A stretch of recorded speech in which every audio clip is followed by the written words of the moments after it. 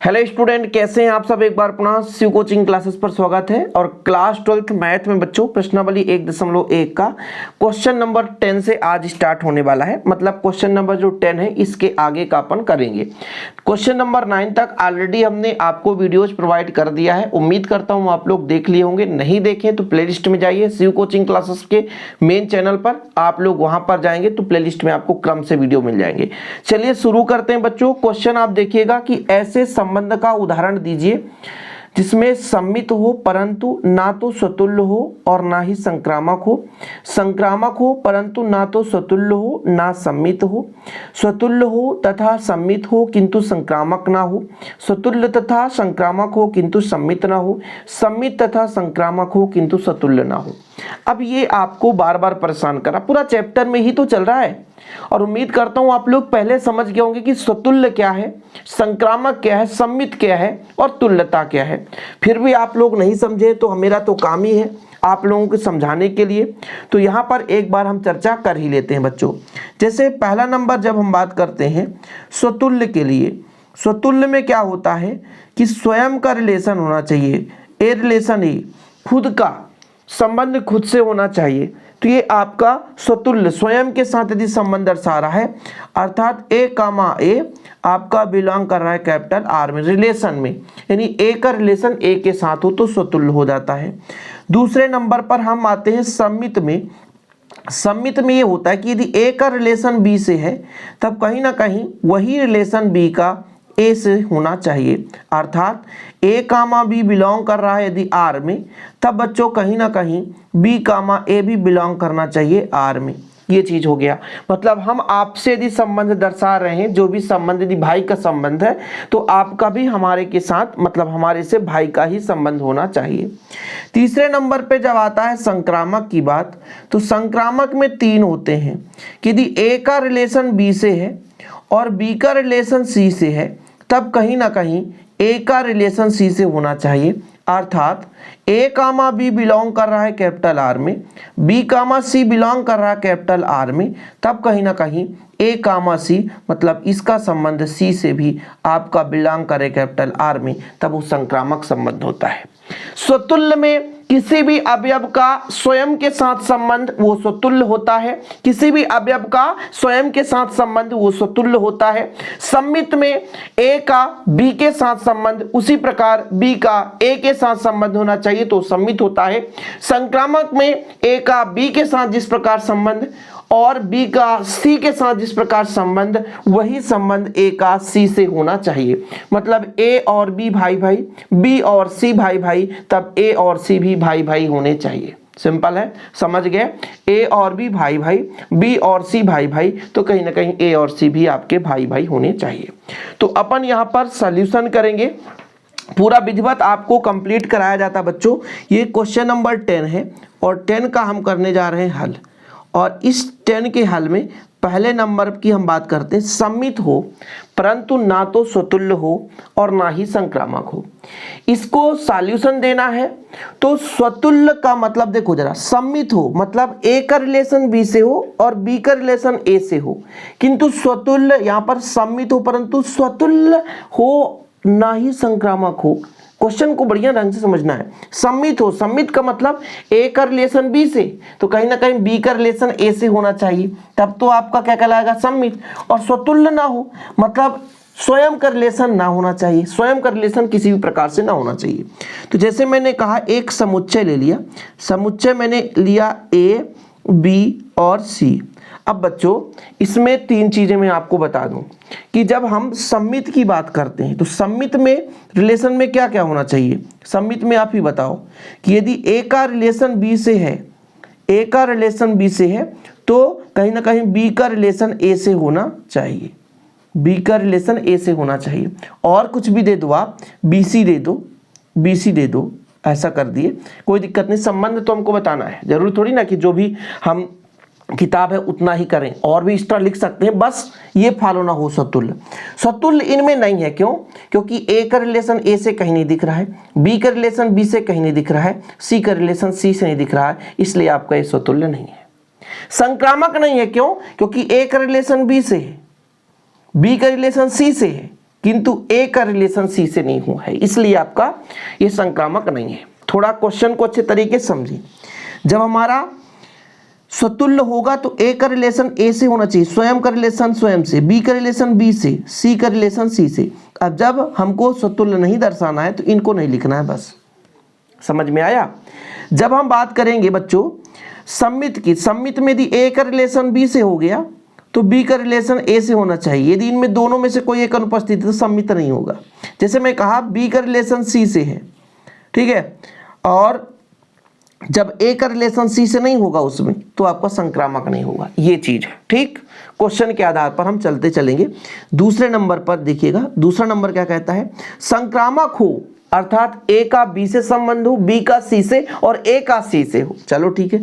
ना तो सतुल्य हो, सतुल्य मतलब स्वयं ए ना हो, बी ना हो, सी ना हो, और बच्चों ना ही सम्मित हो। सम्मित का मतलब ए कॉमा बी हो लेकिन बी कामा ए नहीं होना चाहिए। चलो ठीक है, पहले मैं ए बराबर लिख देता हूं, वही ए बी और सी।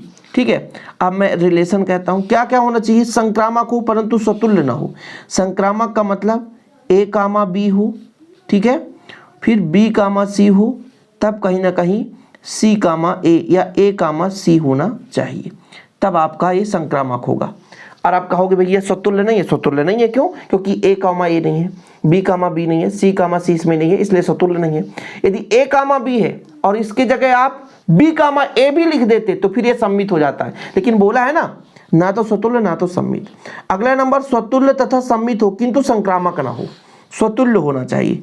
तीसरे नंबर में स्वतुल्य चेक करना है, स्वतुल्य होना चाहिए, मतलब चाहे आप एक ही संबंध ले लो। जैसे मैंने कहा ए बराबर आपने ले लिया ए बी सी, ठीक है। अब रिलेशन में दर्शाना स्वतुल्य हो, स्वतुल्य का मतलब जैसे ए कामा ए कर दिया, ये स्वतुल्य बता दिया, स्वतुल्य है। और क्या होना चाहिए, सम्मित हो। सम्मित में होता है कि ए का रिलेशन बी से है ना, तो कहीं ना कहीं बी का रिलेशन ए से होना चाहिए, ये चीज हो गया। किंतु सम्मित ना हो, अरे अरे अरे गड़बड़ हो गया भैया।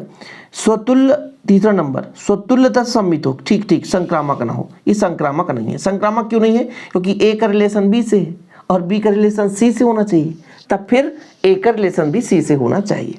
चौथे नंबर पर चलते हैं बच्चों, वही हम एक समुच्चय ले लेते हैं। समुच्चय में हमने ए बी सी कर लिया और रिलेशन दर्शाना है, रिलेशन दर्शाएंगे, ध्यान दीजिएगा। चौथे नंबर में स्वतुल्य तथा संक्रामक हो किंतु सम्मित ना हो, सम्मित नहीं होना चाहिए। स्वतुल्य है मतलब ए कामा ए है।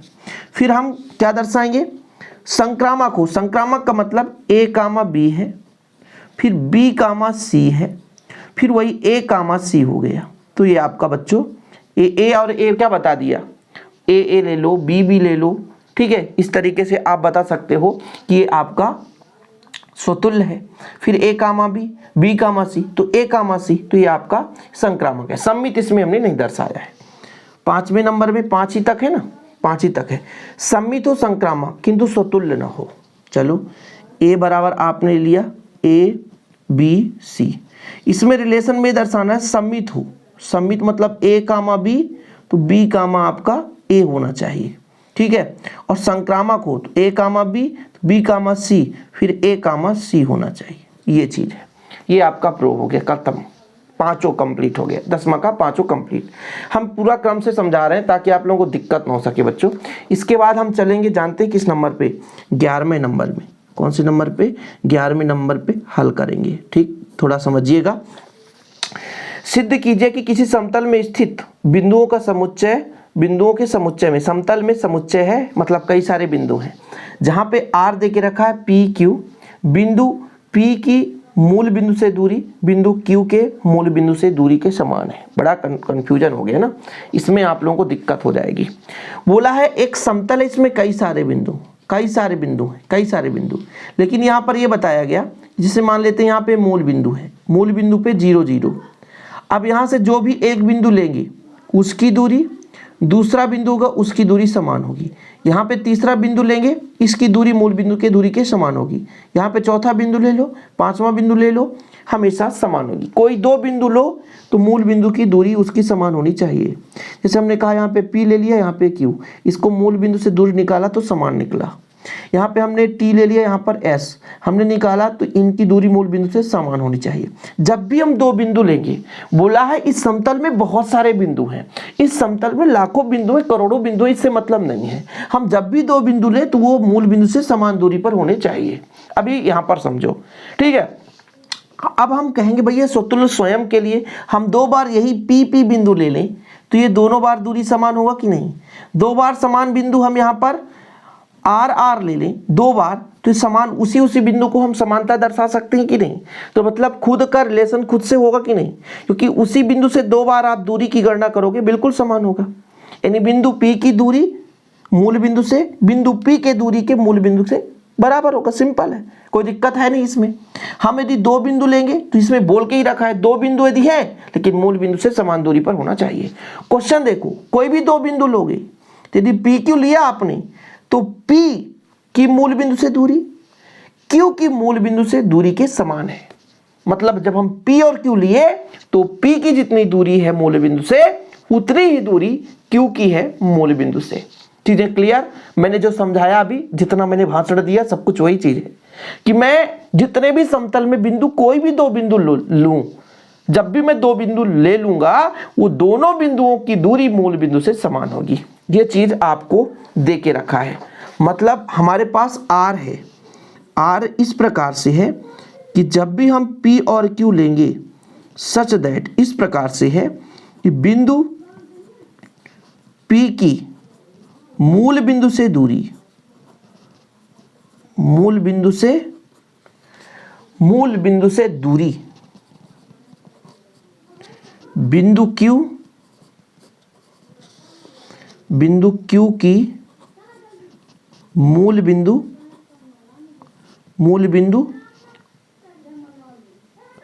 से दूरी के समान है,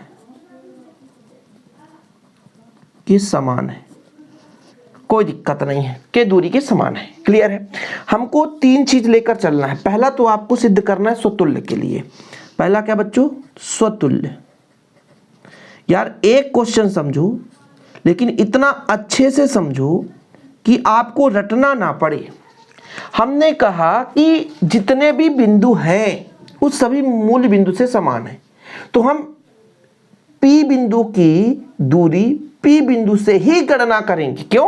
क्योंकि स्वतुल्य के लिए स्वयं का रिलेशन स्वयं से होना है, A का रिलेशन A से, यानी बिंदु P का रिलेशन बिंदु P से ही करेंगे। समझ रहे ना? तो यदि स्वतुल्य के लिए हम बात करें तो बिंदु P की मूल बिंदु से दूरी बिंदु P के मूल बिंदु से दूरी के बराबर है। वही से हम लिखेंगे ना। यहां पर यदि हम लिखें कि बिंदु P की मूल बिंदु से दूरी, मूल बिंदु से दूरी बिंदु P की मूल बिंदु P की मूल बिंदु से दूरी बिंदु P की मूल बिंदु से दूरी के समान है। अब दो बार सेम लिखना पड़ेगा ना, मैं क्या करूं भाई, मैं क्या करूं, क्योंकि खुद का रिलेशन खुद से दर्शाना पड़ रहा है। मतलब P का रिलेशन P से है, समान दूरी के लिए रिलेशन है, और जब रिलेशन है इसलिए आपका जो R है स्वतुल्य संबंध है, स्वतुल्य संबंध है। ठीक है, कोई दिक्कत तो नहीं, स्वतुल्य संबंध है। भाई खुद के लिए दर्शाना पड़ा तो दर्शाना पड़ेगा, इसमें कोई भूल चूक नहीं बच्चों, इसमें करना ही पड़ेगा। इसके बाद जब दूसरा पॉइंट आ जाता बच्चों, दूसरा पॉइंट क्या है? दूसरा पॉइंट जो हमारा रहता है वो दूसरे नंबर पे आपको सममित के लिए करना पड़ता है। किसके लिए? सममित के लिए। सममित के लिए हम किन्हीं दो बिंदुओं को लेकर चलेंगे। सममित के लिए यदि हम मान कर चलें कि यदि मान लो P और Q बिलोंग कर रहा कैपिटल R में, मतलब रिलेशन में है, तो यहां पे बता के रखा है कि दो बिंदु लेंगे तो उसमें P की दूरी किससे? मूल बिंदु से Q के मूल बिंदु से दूरी के बराबर है। अर्थात यहां पर निष्कर्ष ये निकलेगा कि बिंदु P की मूल बिंदु से दूरी, मूल बिंदु से दूरी बिंदु Q की मूल बिंदु से दूरी के समान है। समान है। सही बात है। क्वेश्चन में ही बोला है कि जब भी हम दो बिंदु लेंगे तो मूल बिंदु से दूरी समान है। जब हमने कहा P की दूरी और Q की दूरी दोनों समान है, तो यदि इसको उल्टा मैं यदि कर दूं, इसी प्रकार मैं इसको उल्टा कह दूं, इसी प्रकार मैं उल्टा कह दूं कि बिंदु Q की मूल बिंदु से दूरी, मूल बिंदु से दूरी बिंदु P की दूरी के समान है, समान है। मूल बिंदु से आप समझ गए होंगे, अर्थात जो आपका यदि PQ रिलेशन में है, इसका अपोजिट भी करूं क्योंकि दूरी समान ही होगा, तो QP भी रिलेशन में हो जाएगा।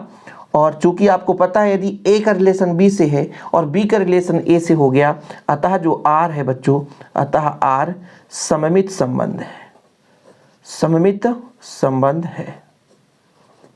ठीक है, A का रिलेशन B से है और B का रिलेशन A से हो गया, तो R आपका सममित संबंध रखता है। और तीसरे नंबर पे चलते हैं संक्रामक के लिए।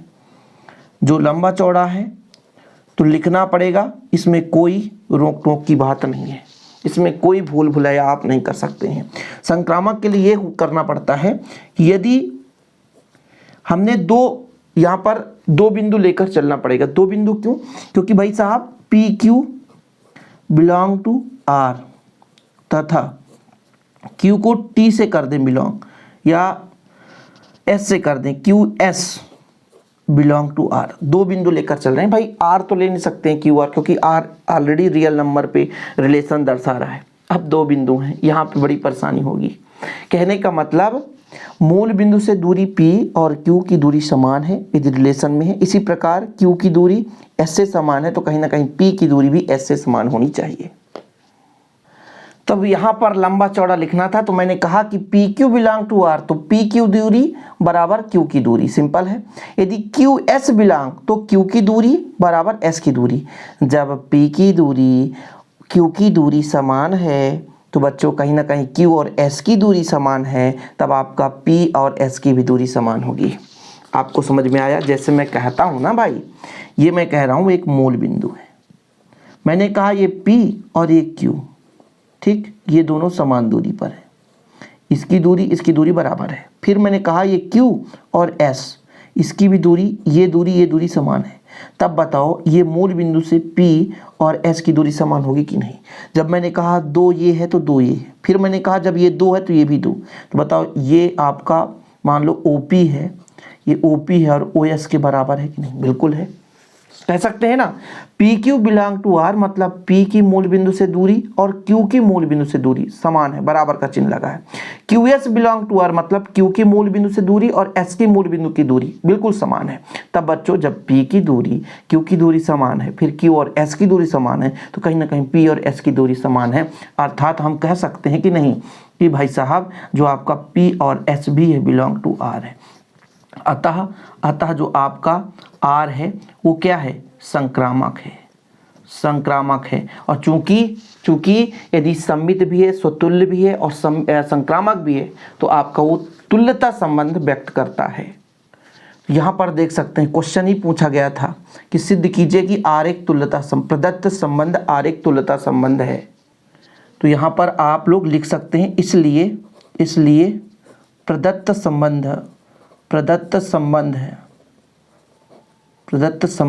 तुल्यता संबंध है। तुल्यता संबंध क्यों है बच्चों? क्योंकि तीनों संबंध को है ना फॉलो कर रहा है। आपका स्वतुल्य भी है, सममित भी है, संक्रामक भी है, तो आपका तुल्यता संबंध हो जाता है। इसके आगे कुछ बोला है सिद्ध करने के लिए, थोड़ा सा क्वेश्चन पढ़ें आप लोग। यहाँ पे आपका क्वेश्चन कहता है कि P हमारा मूल बिंदु नहीं है, तब जितने भी बिंदु हैं जो समान दूरी पर है एक वृत्त का निरूपण करते हैं जिसका केंद्र मूल बिंदु पर है। बिल्कुल यहाँ पर थोड़ा समझने की कोशिश करेंगे। बोला ये गया है कि भाई साहब हमारे पास एक केंद्र बिंदु है जो P नहीं है, कोई और भी बिंदु हो सकता है। इससे समान दूरी पर जितने भी बिंदु हैं, जितना भी बिंदु है इसके समान दूरी पर, बिल्कुल सही है। एक वृत्त का निरूपण करते हैं, बिल्कुल सही है, तो एक वृत्त का निरूपण करते हैं।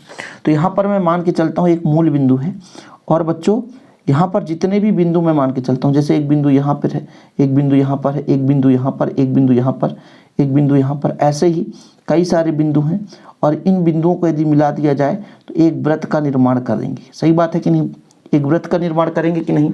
यहाँ पर आपका 0 0 है, एक मूल बिंदु O है, कुछ भी मूल बिंदु हो सकता है।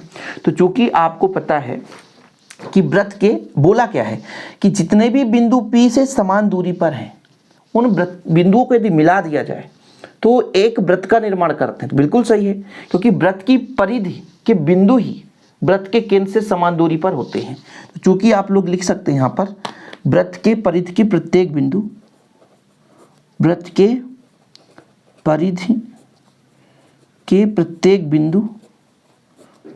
बिंदु वृत्त के केंद्र से, वृत्त के केंद्र से समान दूरी पर होते हैं, समान दूरी पर होते हैं। ठीक है, इसलिए मूल बिंदु से समान दूरी पर स्थित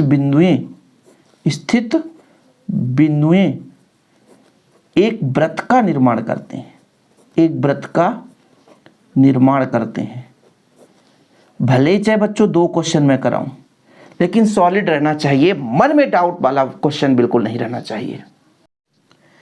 इसके बाद अगला क्वेश्चन देखिए बच्चों की, सिद्ध कीजिए कि समस्त त्रिभुजों के समुच्चय A में R जो है T1 T2, जब भी हम 2 त्रिभुज लेकर चलेंगे T1 और T2 आपस में समरूप होंगे, इसलिए R एक तुल्यता संबंध है। ये चेक करना है, पहले तो आपको चेक करना है कि R एक तुल्यता संबंध है।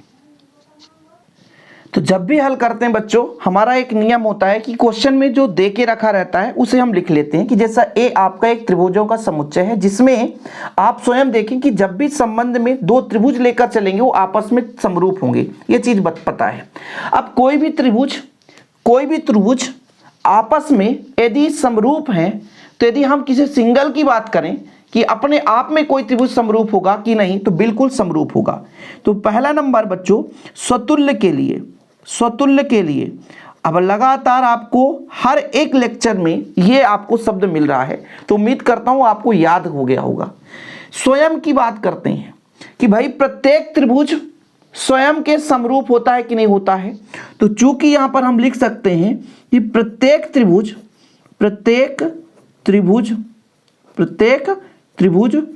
स्वयं के समरूप होता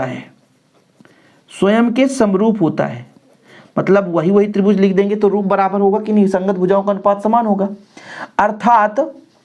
अर्थात हम जब T1 का T1 से ही कर देंगे, मतलब सेम ले लेंगे ना, 1 1 ले लेंगे, तो ये रिलेशन में होगा। और इसलिए जब स्वयं का संबंध स्वयं से हो जाए, अतः R जो है वो स्वतुल्य है, स्वतुल्य संबंध है। स्वतुल्य मतलब स्वयं के साथ संबंध रखता है, खुद के साथ जो भी रिलेशन है उस रिलेशन में स्वयं के साथ संबंध रखता है, इसमें कोई रोक टोक नहीं है। दूसरे नंबर पे बात करेंगे सममित के लिए। सममित, ये देखो पेन भी धोखा दे रहा है। सममित के लिए ये कह रहा है कि यदि A का रिलेशन B से तो B का रिलेशन A से होना चाहिए।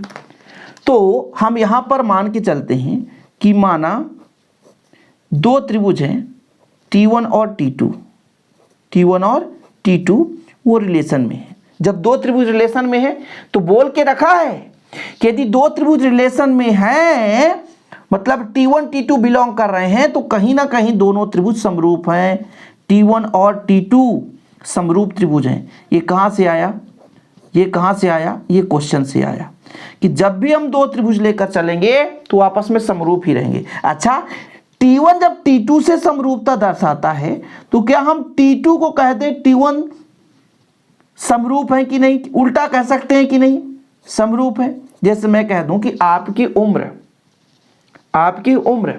आपके दोस्त की उम्र के बराबर है, तो आप ये भी तो कह सकते हो कि हमारे दोस्त की उम्र हमारे उम्र के बराबर है, बिल्कुल कह सकते हैं।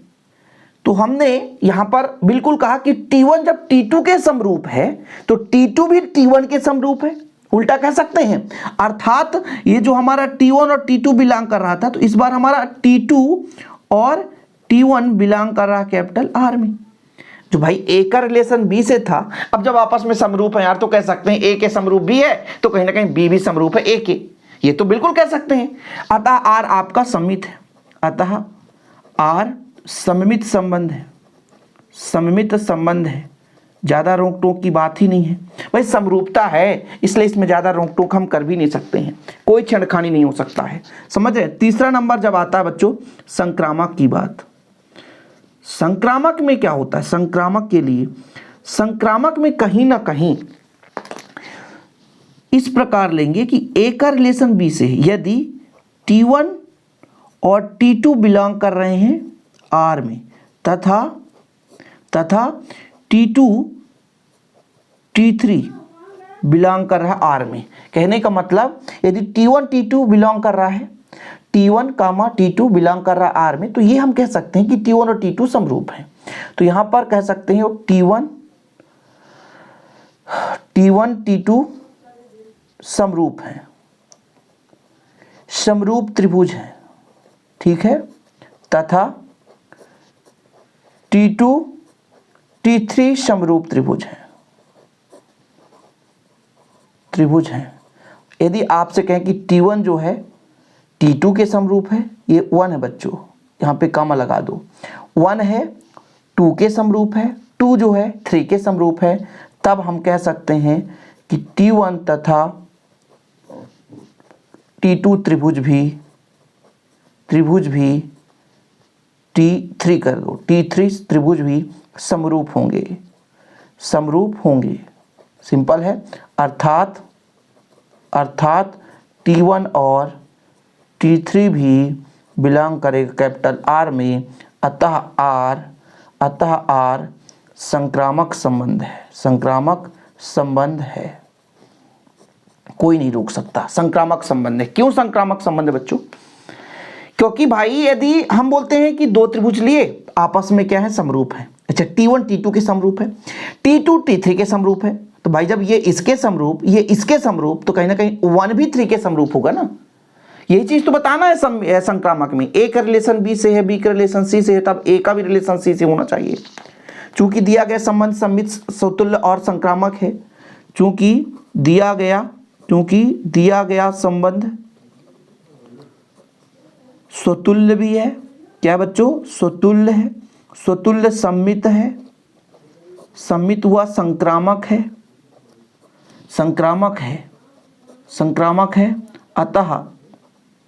अतः प्रदत्त संबंध वो कैसे बच्चों, R तुल्यता संबंध है।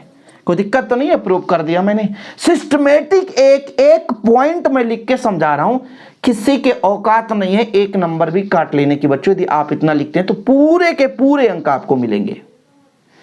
इसके बाद और भी कुछ क्वेश्चन में बोला गया है, तो यहां पर थोड़ा सा मैं बुक ले जाता हूं और क्वेश्चन आपको दिखाता हूं कि भुजाओं 3, 4, 5 वाले समकोण त्रिभुज T1, चलो ठीक है, भुजाओं 5, 12, 13 वाले समकोण त्रिभुज T2 तथा भुजाओं 6, 8, 10 वाले समकोण त्रिभुज T3 पर विचार कीजिए। 3 त्रिभुज दिए हैं, तीनों का भुजा दिया है और बताया है कि T1, T2 और T3 में से कौन से त्रिभुज परस्पर संबंध है। देखो यहाँ पर आपका समरूप है, संगत भुजाओं का अनुपात समान होना चाहिए। चेक करो जरा, पहले मैं इन दोनों की बात करता हूँ। देखो जरा यहाँ पे देखो, 3/5 बराबर 4/12 बराबर 5/13, क्या इनका बराबर है अनुपात? नहीं हो रहा यार। अगले नंबर में आगे चेक करता हूं इनकी भाई, कि इनका चेक करता हूं, 3/6, 4/8, 5/10, इन सब का आप काटोगे तो 1/2 के बराबर आएगा। मतलब जो 1 का 3 के साथ मैचिंग हो रहा है, देखो ना, 3 दूना 6, 4 दूना 8, 5 दूना 10, मतलब 1/2 का अनुपात होगा। समरूपता का नियम पढ़े हो, संगत भुजाओं का अनुपात समान होना चाहिए। तो हम यदि आपसे कह दें कि 3/6, 4/8, 5/10 ये सभी का मान 1/2 के बराबर है, इनके संगत भुजाओं का अनुपात समान है, इसलिए मैं आपसे कह सकता हूं कि यहाँ पे जो दिया हुआ है ये T1 का T3 के साथ ये संगत भुजाओं का अनुपात समान है, इसलिए आपस में समरूप है, इसलिए T1 जो है T3 के साथ संबंध रखता है। तो आगे मैंने लिख भी दिया कि 3/6, 4/8, 5/10 इनका अनुपात 1/2 है। तो त्रिभुजों T1 तथा T3 की संगत भुजाओं का अनुपात समान है बच्चों, इसलिए त्रिभुज T1 और T3 समरूप हैं। इस प्रकार त्रिभुज T1 और T3 संबंधित हैं एक दूसरे से। कोई दिक्कत तो नहीं है भाई। संगत भुजाओं का अनुपात समान हो तो वो आपस में त्रिभुज क्या होते हैं, समरूप होते हैं। वही समरूपता मैंने यहाँ पे लगाया है। इसके बाद आपका जो अगला क्वेश्चन बनता है बच्चों, क्वेश्चन नंबर 13 है कि सिद्ध कीजिए कि समस्त बहुभुजों के समुच्चय A में R P1 P2 बहुभुज का समुच्चय है। जैसे यहाँ पे त्रिभुज का समुच्चय था, इसमें बहुभुज का समुच्चय है, कोई दिक्कत नहीं। यहाँ पर त्रिभुज 2 ले रहे हैं तो यहाँ पर बहुभुज 2 लेंगे। और इसमें बोला है कि जब भी 2 बहुभुज लेंगे, चतुर्भुज से बड़ा बहुभुज हम मानते हैं, तो जब भी बहुभुज लेंगे, तो जब 2 बहुभुज लेंगे तो उनकी भुजाओं की संख्या समान है। मतलब P1 में 8 भुजाएं तो P2 में भी 8 भुजाएं, P2 में 8 भुजाएं तो P3 में भी 8 भुजाएं, तब P1 और P3 में भी 8 भुजा होंगी। ठीक है। फिर आगे बोला भी है कि 3, 4, 5 लंबाई वाले भुजाओं वाले समकोण त्रिभुज में संबंधित समुच्चय A के सभी अवयवों का समुच्चय ज्ञात कीजिए। तो इसके बाद समुच्चय भी निकालना है, समझ रहे। तो ये अपने पास 2 क्वेश्चन है। तो फिलहाल बच्चों आज मैंने 12 तक करा दिया। 13, 14, 15, 16 ये 4 क्वेश्चन हैं और 4 क्वेश्चन को मैं अगले लेक्चर में लाऊंगा। फिलहाल आधे घंटे का लेक्चर हो गया और आप लोग इतना थोड़ा सा बोरिंग भी लगने लगा होगा आप लोगों को कि यार लगातार वही चीज़, इसलिए मैं आपको 2-3 क्वेश्चन कराता हूँ। धीरे धीरे करके आप लोग करते चलें, वीडियो पूरा देखा करें, टेलीग्राम में ज्वाइन कर लें, चैनल में पहली बार चैनल को सब्सक्राइब कर लें।